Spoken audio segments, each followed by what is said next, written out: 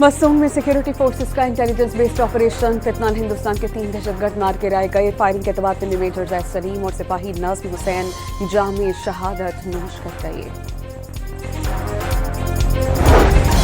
वज़ीर आज़म शहबाज शरीफ से जमीयत उलमा इस्लाम के सरबराह मौलाना फजल रहमान की मुलाकात। मुल्क में मजबूत सियासी सूरत हाल पर तबादला ख्याल। पाकिस्तान ने बांग्लादेश को तीसरे T20 में जीत के लिए 178 रन का हदफ दे दिया। साहबजादा 63 रन बनाकर नुमाया।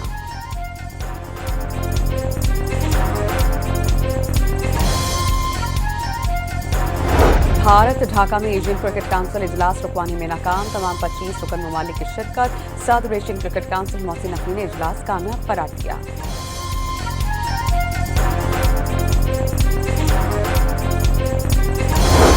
बलोचिस्तान में खातून मर्द के कत्ल के खिलाफ सेनेट में मुतफ़िक़ा करारदाद मंजूर। जरगे में मुलव्विस अफराद को सख्त से सख्त सजा देने का मुतालबा।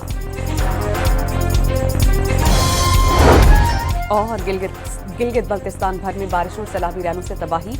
सैलाब से अमवात 6 हो गईं। 100 से ज़ायद मकानात तबाह। मुल्क में बारिशों से 24 घंटों में मज़ीद 14 अमवात रिपोर्ट।